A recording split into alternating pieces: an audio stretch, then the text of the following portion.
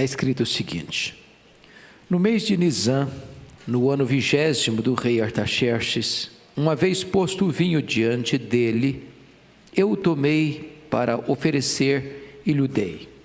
Ora, eu nunca antes estivera triste diante dele. O rei me disse: por que está triste o teu rosto, se não estás doente? Tem de ser tristeza do coração. Então temi sobremaneira e lhe respondi: viva o rei para sempre. Como não me estaria triste o rosto, se a cidade onde estão os sepulcros de meus pais está assolada e tem as portas consumidas pelo fogo? Disse-me o rei: que me pedes agora? Então orei ao Deus dos céus e disse ao rei: se é do agrado do rei, e se o teu servo acha mercê na tua presença, peço-te que me envies ajudar a cidade dos sepulcros de meus pais, para que eu a reedifique. Então o rei, estando a rainha sentada junto dele, me disse: quanto durará a tua ausência? Quando voltarás? Aprove o rei enviar-me e marquei certo prazo. E ainda disse ao rei: se ao rei parece bem, deem-se-me cartas para os governadores da além do Eufrates, para que me permitam passar e entrar em Judá, como também carta para Asaf, guarda das matas do rei, para que me dê madeira para as vigas das portas da cidadela, do templo, para os muros da cidade e para a casa em que deverei alojar-me. E o rei mas deu, porque a boa mão do meu Deus era comigo. Então fui aos governadores da além do Eufrates e lhes entreguei as cartas do rei. Ora, o rei tinha enviado comigo oficiais do exército e cavaleiros. Disto ficaram sabendo Sambalá, o Eronita, e Tobias, o servo amonita. E muito lhes desagradou que alguém viesse a procurar o bem dos filhos de Israel. Amém. O tema que eu quero tratar na exposição desse texto é o seguinte: como realizar os sonhos humanamente impossíveis. Como realizar os sonhos humanamente impossíveis. Bom, todos vocês sabem que Neemias é um livro pós-cativeiro babilônico. Todos vocês sabem que o cativeiro babilônico ocorreu no ano 586 a.C., quando a cidade de Jerusalém, cercada já pela terceira vez, é tomada por Nabucodonosor.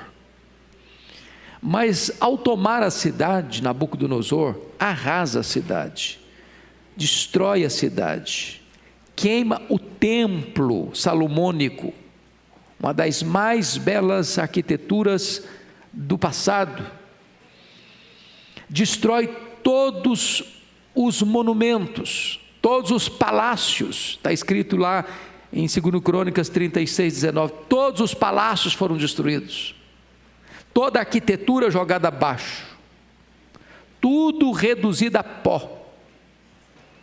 Os muros que cercavam a cidade, protegiam a cidade, foram todos arrasados. As portas de entrada todas queimadas a fogo. Os soldados caldeus entraram na cidade, não só destruíram as estruturas físicas, os monumentos, os edifícios, os palácios, o templo, mas passou o fio da espada às pessoas, não respeitando nem jovens, nem donzelas, nem velhos, todos foram massacrados. Os que sobreviveram ao massacre foram levados cativos para a Babilônia. Essa cena foi tão dramática que Jeremias, que foi testemunha presencial desse massacre, disse que mais felizes foram os que morreram à espada dos que os que morreram de fome no cerco de Jerusalém.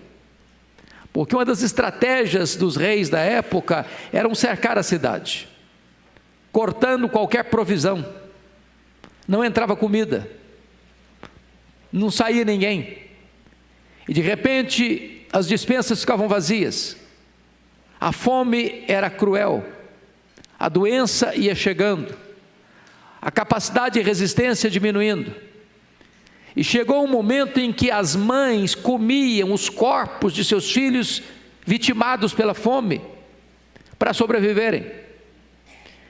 Esta é uma das cenas mais dramáticas da história de Israel. Mas o profeta Jeremias, que profetizou este cativeiro, também profetizou que esse cativeiro duraria apenas 70 anos. E esses 70 anos chegaram. Agora já não era mais a Babilônia que estava no comando do mundo, agora era um outro império, o Império Medo-Persa. E então o propósito de Deus foi cumprido, e em 516 retorna a primeira leva de judeus, sob a liderança de Zorobabel, para a construção do templo. Mas é muito importante você entender algo. Quando esses judeus retornam para a construção do templo, quem habitava aquela região? Quem estava lá? Não era apenas os judeus que moravam lá e que ficaram como? Pobres, debaixo de escombros. E agora mais, cercados de inimigos. Que inimigos? Primeiro os samaritanos. Quem eram os samaritanos? Era um povo misto, resultado do cativeiro do Reino do Norte, que acontecera em 722, com Sargão II da Assíria, e esse comandante assírio traz povos estrangeiros para morar nesse território onde moravam as 10 tribos, e os casamentos interraciais, juntamente com a mistura de crenças do sincretismo religioso, produz um povo híbrido, chamado de samaritano. Quando esses judeus retornam para a reconstrução do templo e reconstrução da cidade, os samaritanos, que eram inimigos de Israel, astuciosamente tentam sabotar a obra, se oferecendo para se unir a eles na reconstrução do templo. Mas eles não eram parceiros, eles eram inimigos disfarçados, não só do ponto de vista racial, mas também do ponto de vista teológico, doutrinário, porque eles não professavam mais a fé ortodoxa do povo judeu.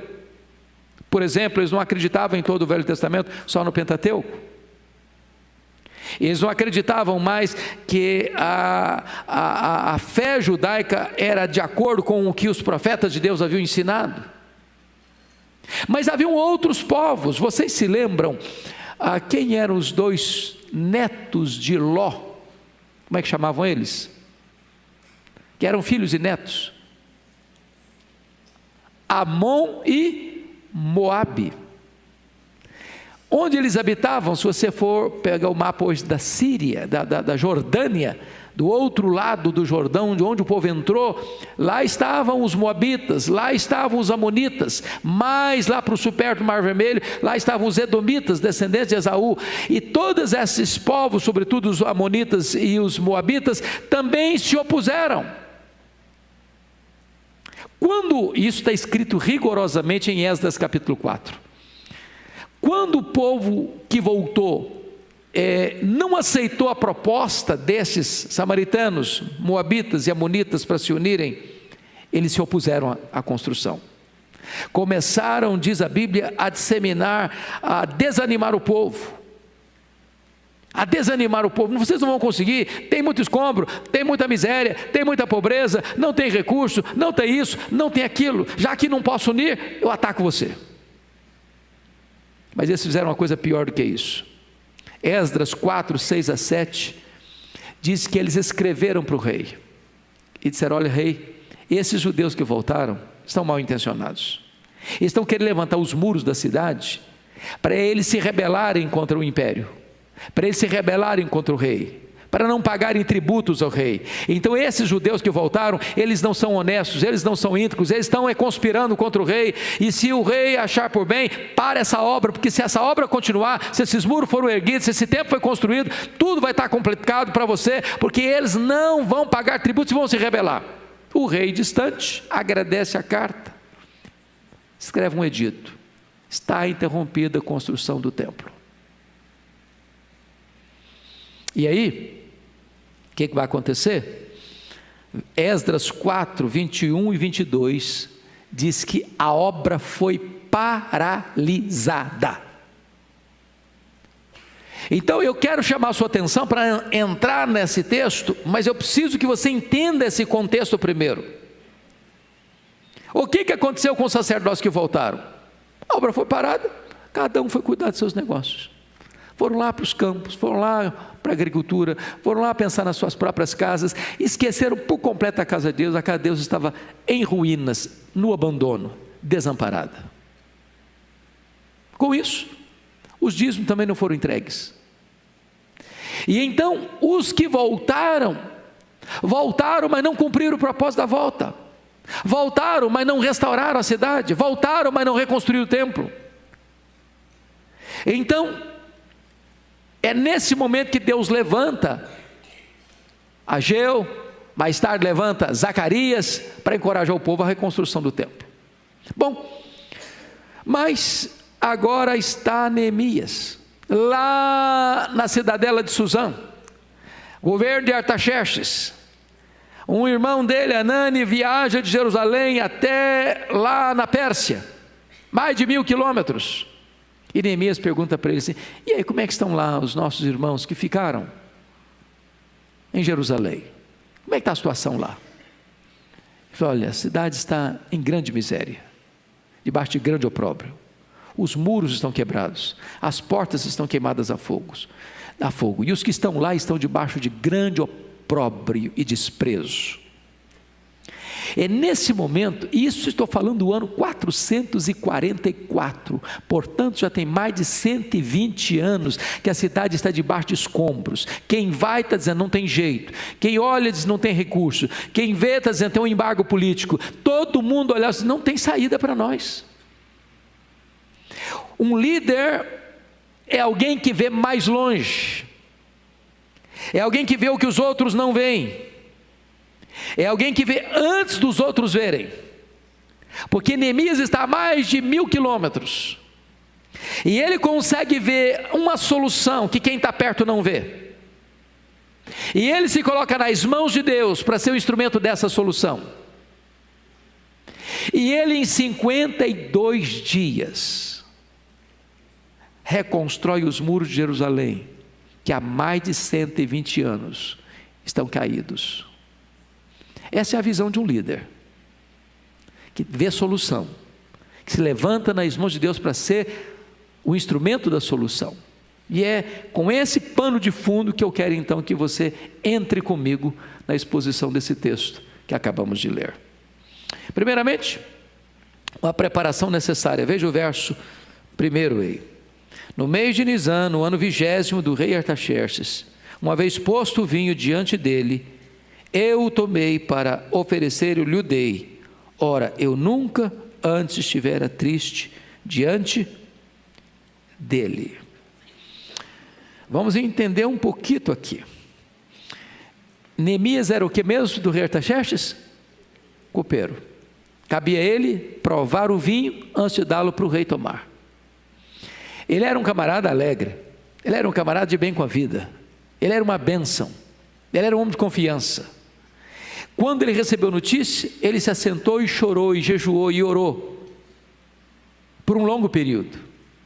Agora era hora dele entrar na presença do rei, era um dia especial, porque a rainha estava sentada do lado do rei, e ele entra com um copo na mão, o semblante dele está diferente, o rosto dele está diferente, a situação mudou, aquela tristeza, ele não faz questão de não esconder, porque na verdade ele quer chamar a atenção do rei, na verdade ele está querendo trazer uma mensagem para o rei, e se ele entrasse do jeito que sempre entrara, nada chamaria a atenção do rei, Naquela época, irmãos, os reis eram muito complicados. Para você ter uma ideia, ninguém podia entrar na presença do rei, nem mesmo a rainha, a não ser que o rei permitisse que ela tocasse o seu bordão. E então o copeiro, embora homem de confiança, não podia chegar e falar: rei, eu estou precisando de um problema, estou enfrentando um problema pessoal, estou precisando da sua ajuda. Não, never, impossível.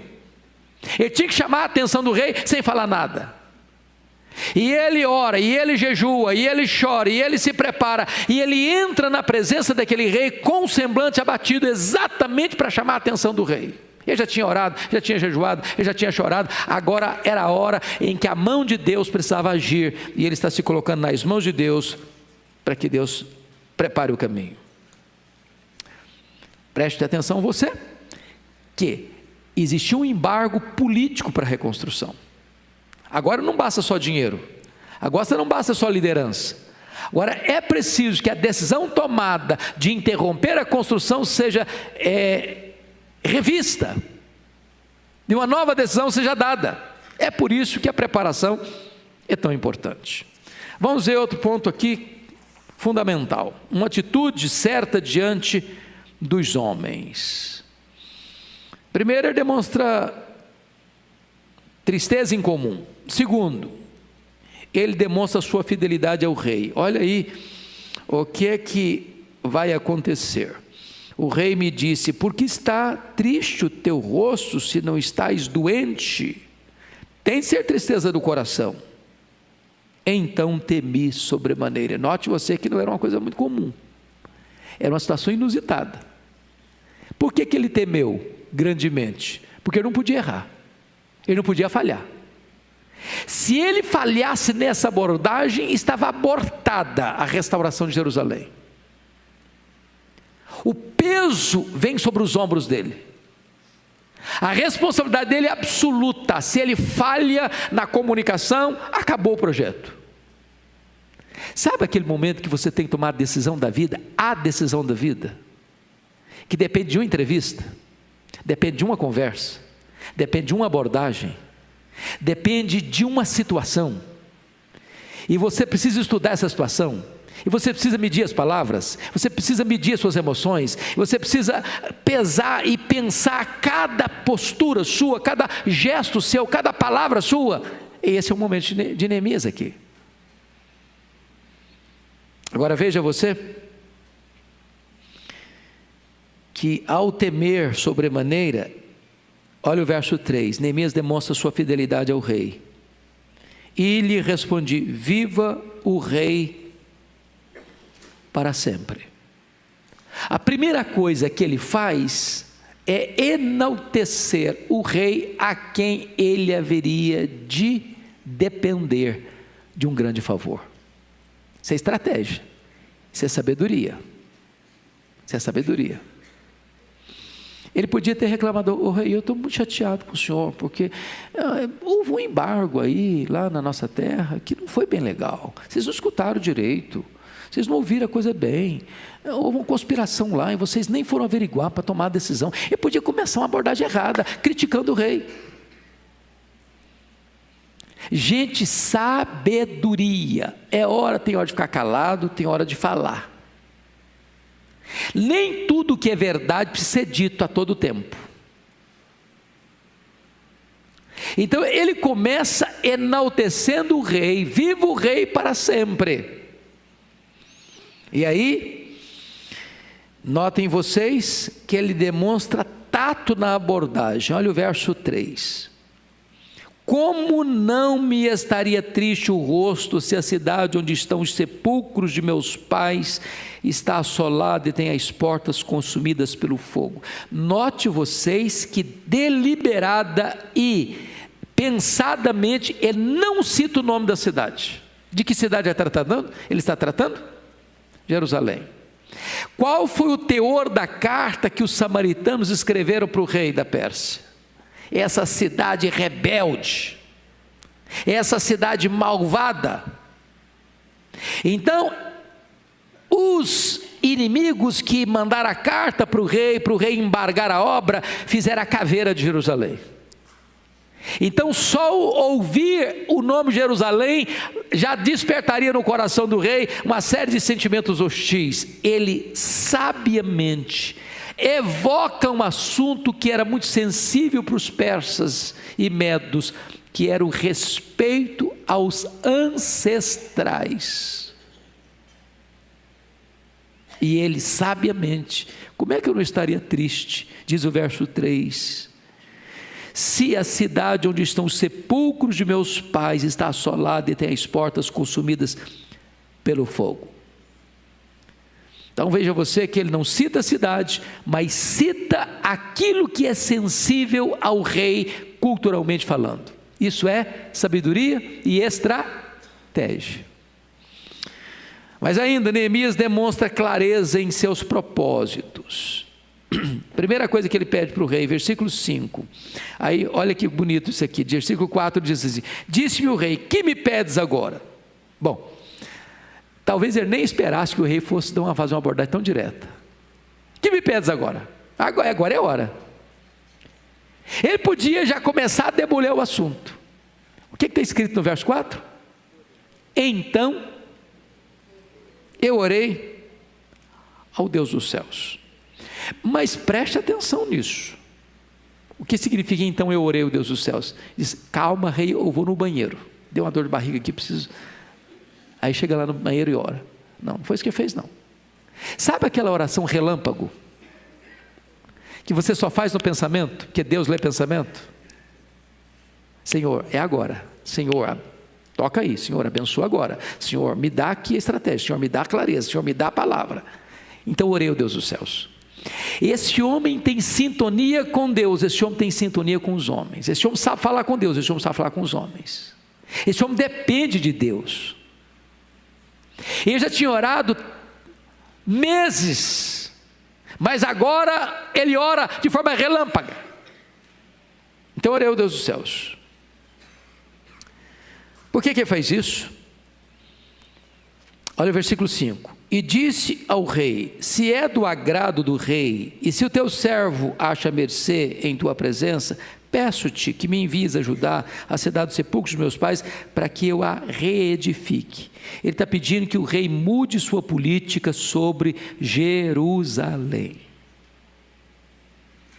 Por que isso é tão complicado? Porque vocês sabem que os persas que dominaram os caldeus tinha uma diferença abismal de forma de governo.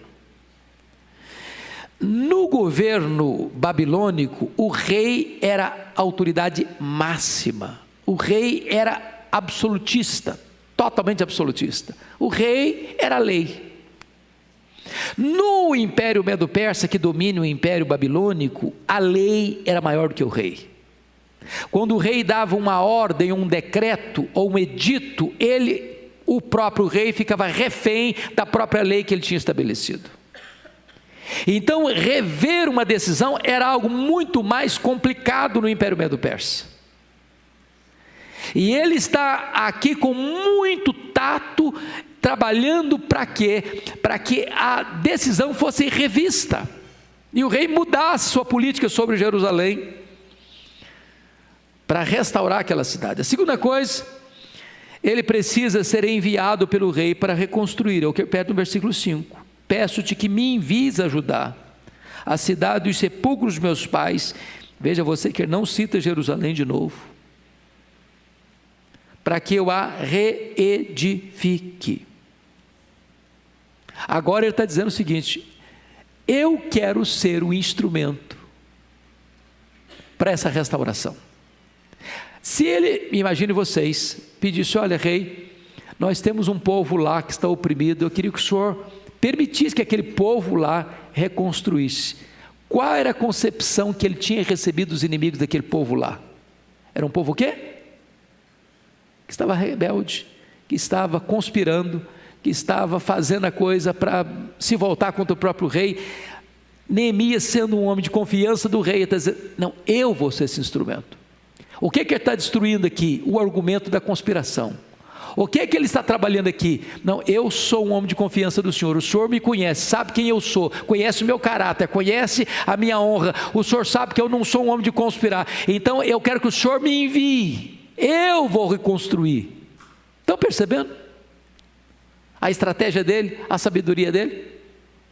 Mas ele está pedindo outra coisa, ele precisa de cartas de recomendação do rei. Olha o versículo 7, e ainda disse ao rei: se ao rei parece bem, deem-se-me cartas para os governadores da além do Eufrates, para que me permitam passar e entrar ajudar.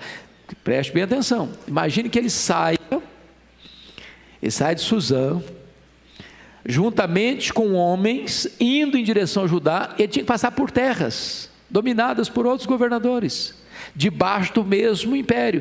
Mas eu falei: e aí, não vou deixar você passar aqui não? Não, foi o que mandou. Mas eu não tenho documento, eu não tenho nenhuma garantia. Ele seria travado no meio do caminho.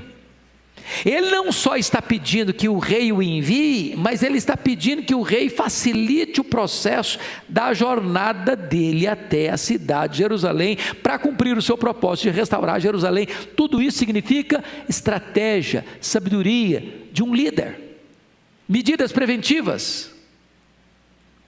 Mas ele pede mais, ele pede ao rei recursos para fazer a obra. Olha o versículo 8, olha o versículo 8 comigo.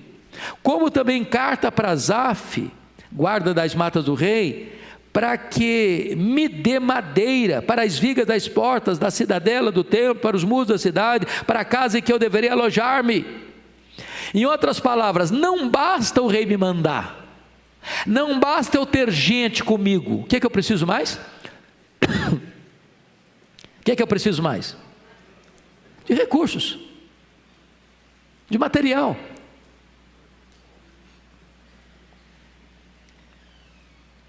Preste bem atenção, irmãos. Ele está indo para uma cidade que está há quanto tempo debaixo de escombros? Mais de 120 anos. Como é que está o povo lá? Está pobre, desencorajado, cercado de inimigos. Você chega lá de boa mão abanando, não ia conseguir nada. Então ele sabe que não pode errar, ele sabe que ele tem que ser estratégico. Então ele pede ao rei, ele se coloca para fazer a obra, ele pede carta de recomendação, ele pede recursos, mas ele pede mais. Olha o verso 9, 2:9. Então fui aos governadores da além do Eufrates e lhes entreguei as cartas do rei. Ora, o rei tinha enviado comigo oficiais do exército e cavaleiros. Então o camarada vai sob forte escolta real. Ele chega com credencial, com alta patente, com autoridade. Ele não chega com pires na mão, ele não chega sem instrumentos suficientes para encorajar o povo. Preste bem atenção, eu disse na primeira aula que o livro de Neemias é o maior manual de liderança que nós temos na Bíblia. O livro de Neemias deveria ser estudado nas maiores academias do mundo, como uma das obras mais excelentes sobre gestão. Este é um livro de gestão, este é um livro de liderança, e Neemias está se nos apresentando aqui como um homem que tem capacidade de liderança e que tem instrumentos para visualizar o que ninguém consegue visualizar e fazer o que ninguém consegue fazer. Ele enxerga mais longe, ele enxerga que as pessoas não veem, ele realiza o que as pessoas imaginavam ser impossível realizar. Vamos a um outro ponto aqui. Uma atitude certa, não apenas diante dos homens agora, mas uma atitude certa diante de Deus. Dê uma olhadinha comigo nessa postura dele. O que é que ele faz de atitude diante de Deus? Primeiramente, ele busca a direção de Deus antes de agir. Dê uma olhadinha de novo no capítulo 1, versículo 3. Vamos ler juntos? Vamos lá? 3, e depois nós vamos ler também o 4. Vamos ler o 3 e o 4, vamos lá? Disseram-me, os restantes que não foram levados para o exílio e se acham lá na província, estão em grande miséria e desprezo. Os muros de Jerusalém estão derribados e as suas portas queimadas. Tendo eu ouvido essas palavras, assentei-me e chorei e lamentei por alguns dias e estive jejuando e orando perante o Deus dos céus. Como é que você enfrenta os grandes desafios da vida, no seu trabalho, na sua família, nas decisões mais importantes que você tem que tomar? Com oração. Oração. Sabedoria vem de Deus. Poder vem de Deus. Quem toca o coração das pessoas estratégicas é Deus. Ô irmãos, como isso é importante. Algumas pessoas oram e não agem. Outras agem e não oram. Neemias entende que oração e ação caminham juntas. Mas essa dependência de Deus pode ser vista, como já afirmamos no versículo 4, 2:4. Vamos ler de novo? Disse-me, vamos juntos comigo? Disse-me o rei, que me pedes agora? Então orei ao Deus dos céus. Preste atenção nisso. O que é que você faz quando você tem que tomar uma decisão importante? Busque a Deus em oração. Peça a Deus sabedoria. Isso é dependência de Deus. Mas ele faz outra coisa. Ele faz outra coisa. E eu acho isso maravilhoso. Vamos dar uma olhadinha no que ele vai dizer para nós no capítulo 2, versículo 8b. Vamos dar uma olhadinha? 2, 8b, vamos lá? E o rei mas deu, porque a boa mão do meu Deus era comigo. Ô gente, preste bem atenção nisso. Deus dá a determinadas pessoas dons, não é isso? E a Bíblia fala em Romanos que um dos dons espirituais é dom de governo, ou dom de liderança. Dom de liderança. O líder é aquilo que vê o que os outros não estão vendo. O líder é aquele que vê mais longe do que os outros estão vendo. O líder é aquele que tem capacidade de exercer influência sobre as outras pessoas. Neemias poderia testemunhar o seguinte: olha, eu fui ao rei, eu era um cara de confiança do rei, eu falei com o rei me atendeu, eu peguei cartas, eu consegui madeira, eu consegui escolta, e eu estou aqui porque eu sou um líder. Para quem que ele estaria chamando a atenção? Para ele. De quem seriam as glórias? Dele. Depois que ele consegue tudo, ele reconhece uma coisa. Sabe por que eu consegui isso? Porque a boa mão do meu Deus era comigo. Essa é uma das coisas mais importantes. É de você entender uma coisa: as vitórias que você alcança porque a boa mão de Deus é com você. A sabedoria vem de Deus, a estratégia vem de Deus, quem abre o coração do rei é Deus, quem provê os recursos é Deus, quem faz a coisa acontecer é Deus. Então dê a Ele a glória devida ao seu nome. É isso que Ele está nos ensinando. Pois bem, vamos agora perceber o que está escrito no versículo de número 10. Uma resistência inevitável dos inimigos. Você pode ler o verso 10 comigo? Vamos juntos?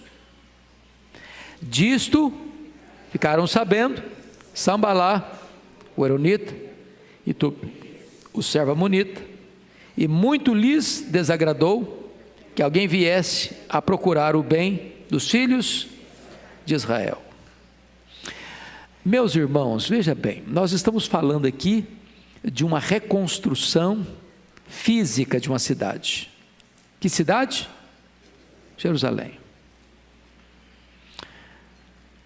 Porém, isso aqui é um emblema, isso aqui é um símbolo, porque Jerusalém é um dos símbolos da igreja.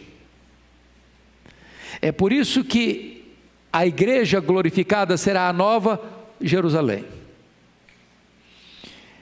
Podem ter certeza, a igreja de Deus passa por dificuldades, em momentos diferentes da vida e da história. E Deus, na sua rica providência, levanta pessoas para serem instrumentos nas mãos dEle para a restauração da sua igreja. Foi assim no período da reforma, tem sido assim no período dos reavivamentos espirituais.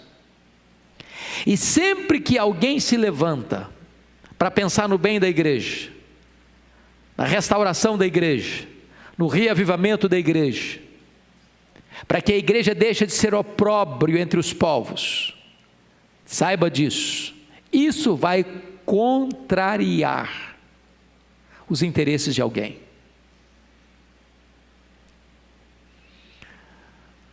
Isso desagrada o diabo, isso desagrada o mundo, isso desagrada os ímpios. Eles não têm nenhum interesse que a igreja de Deus seja restaurada. E aqui no versículo 10, nós temos dois inimigos que são nominados. Quem são eles? Sambalá. Quem é esse Sambalá? Era o governador de Samaria. Quem era esse indivíduo chamado de Tobias? Está escrito aí, ele era servo o quê? Amonita. De onde vem o povo amonita? Era um descendente de quem? De quem? De Ló. De Ló. Então preste atenção, nós estamos falando de povos às vezes consanguíneos que vão se afastando e eles vão ser sempre inimigos do povo de Deus.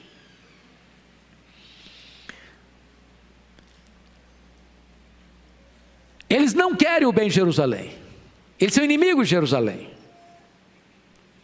E se você perceber, e nós vamos estudar isso, quando Neemias chega, eles têm várias estratégias para atacar Neemias, para paralisar a obra, ou para desanimar o povo de fazer a obra, ou de atacar o povo, e eles usam todos os estratagemas possíveis para que Jerusalém não fosse reconstruída.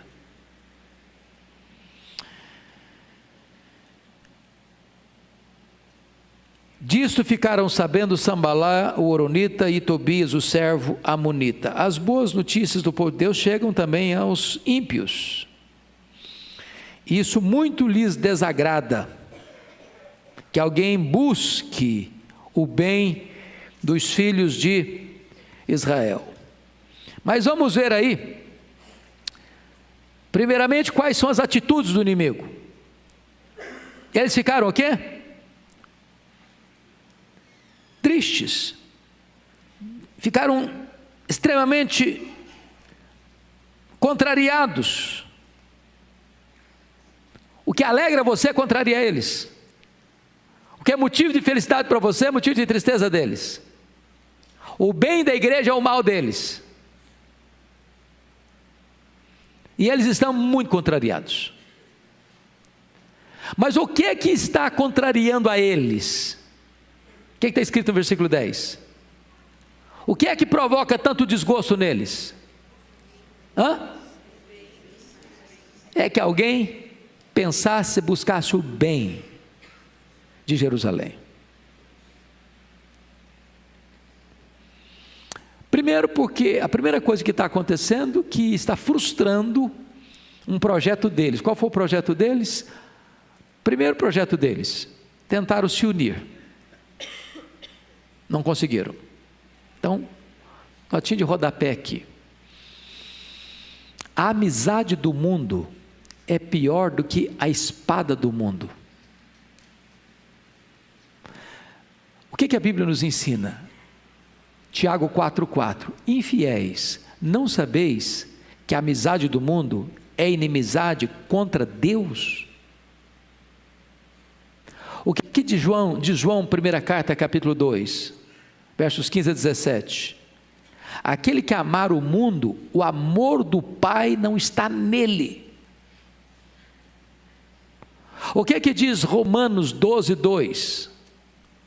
E não vos conformeis com este século.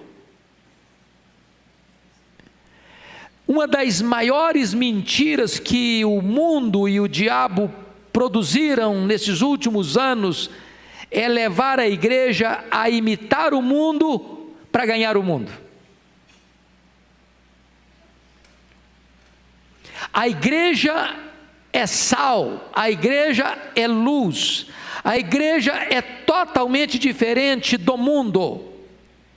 E a igreja só vai alcançar o mundo na medida que for diferente dela, porque se o sal perder o sabor, não serve para mais nada, nem para ser adubo serve mais.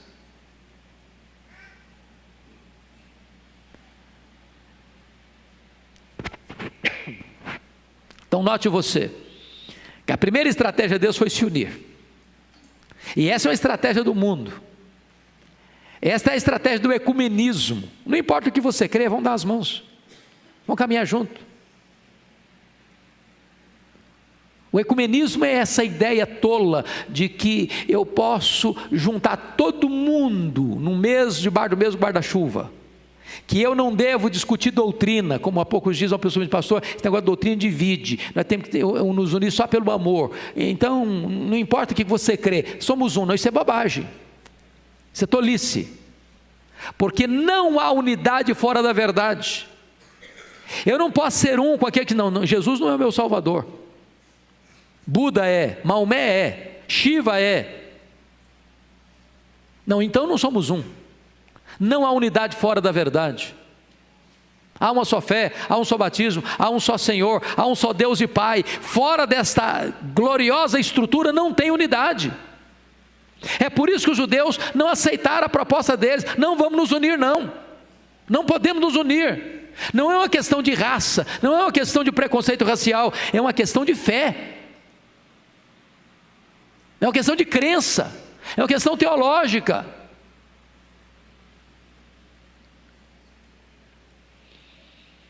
A segunda estratégia deles, diz a Escritura, foi tentar desanimar o povo. É muito fácil às vezes desanimar alguém, sabia? Não vai dar certo não. Já tentaram tantas vezes, esse projeto vai dar errado, isso nunca vai dar certo. Então, tem tantos anos, tem escombro aí, vocês não vão levar isso nunca. Aí eles foram tão assim audaciosos, que depois que os muros começaram a se levantar, eles brincaram, passa uma raposa aí, derruba esse muro, vocês estão fazendo aí, é muito ruim, isso é um serviço mal feito, isso aí não vale nada não. O inimigo tem prazer de dizer que você não consegue, que você é um fracasso, que você é um derrotado, que você não vai para frente, que você não vai conseguir nada na vida, que você está derrotado mesmo. Ele tenta fazer isso, diminuir você. Não conseguiram. Aí fizeram uma carta: rei, esses judeus aqui estão mal intencionados, eles vieram para cá, não é para reconstruir nada aqui não, para servir melhor não, eles não vão pagar imposto não, eles vão pagar tributo não, eles estão com más intenções. Então, se o senhor está pensando bem, manda parar essa obra aqui. O senhor está longe, não está vendo a coisa acontecendo, nós estamos aqui do lado, esse povo está mal intencionado com o senhor, manda parar esse negócio aqui.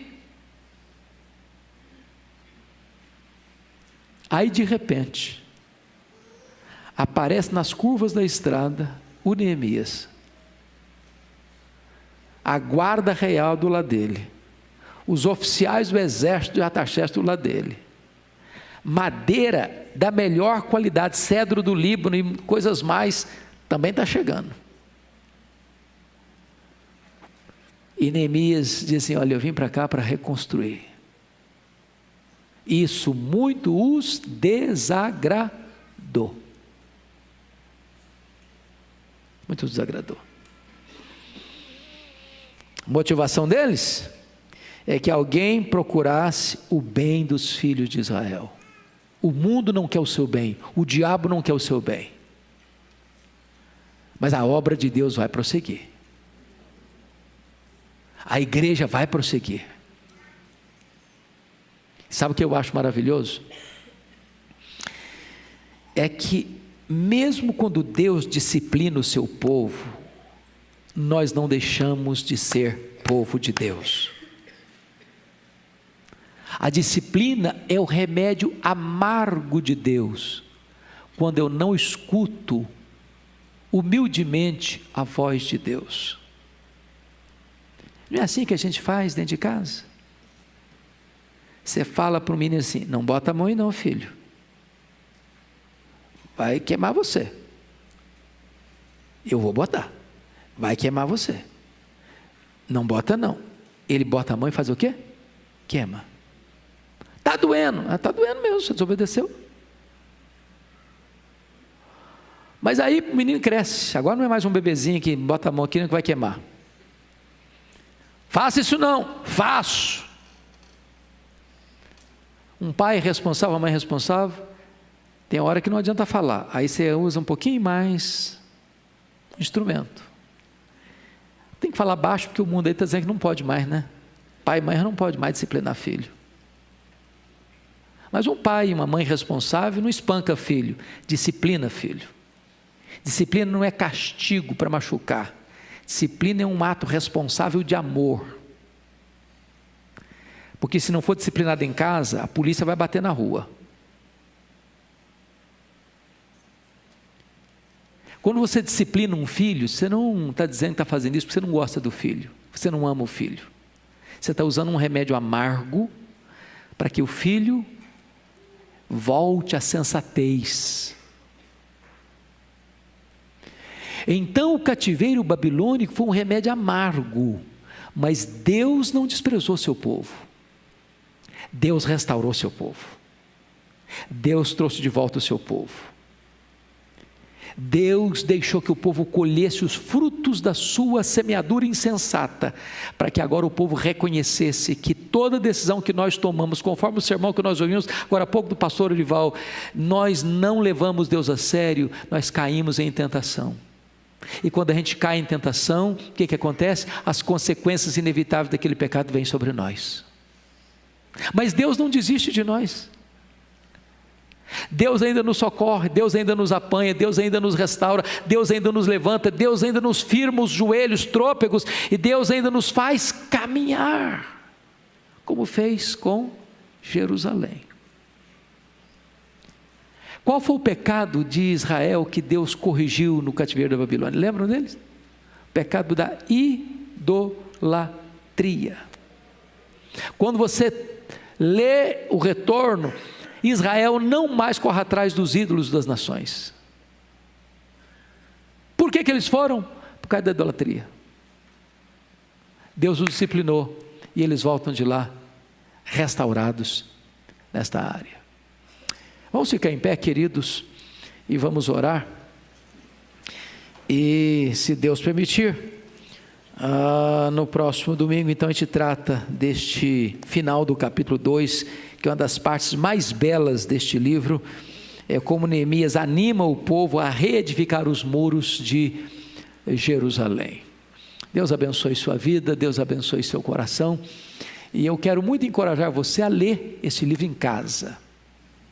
Você vai ficar extremamente encorajado, fortalecido ao ler esta belíssima obra que é o livro de Neemias. Deus, nós te rendemos graças, porque a tua palavra é a verdade, e o ensino dela é como pão para a nossa fome, é como água para a nossa sede, é como mel na nossa boca, é como luz para os nossos passos. Ó Deus, nós te agradecemos, porque tu levantaste no passado homens como Neemias, que viram o que os outros não estavam vendo, que viram além do que os outros estavam enxergando, e alguém que se coloca nas tuas mãos como solução do problema que lhe chega, e pede a ti sabedoria e estratégia para alcançar todos os recursos necessários para que a obra fosse realizada em tempo recorde. Glória ao teu nome, Senhor, porque a restauração de Jerusalém é para nós um alerta de que também, mesmo quando nós estamos vivendo situações adversas, tu és poderoso também para restaurar nossa sorte. Então restaura nossa sorte, anima o nosso coração. Mesmo que as pessoas à nossa volta lutem contra nós, fique triste por causa da tua obra em nós, e mesmo que conspire contra nós e use todas as suas estratégias e estratagemas para nos impedir de avançar, tu és poderoso para nos levantar e nos fazer avançar. Glória ao teu nome por isso. Nós oramos com gratidão em nome de Jesus. Amém. Deus abençoe, amados. Um breve intervalo para o culto das 19 horas.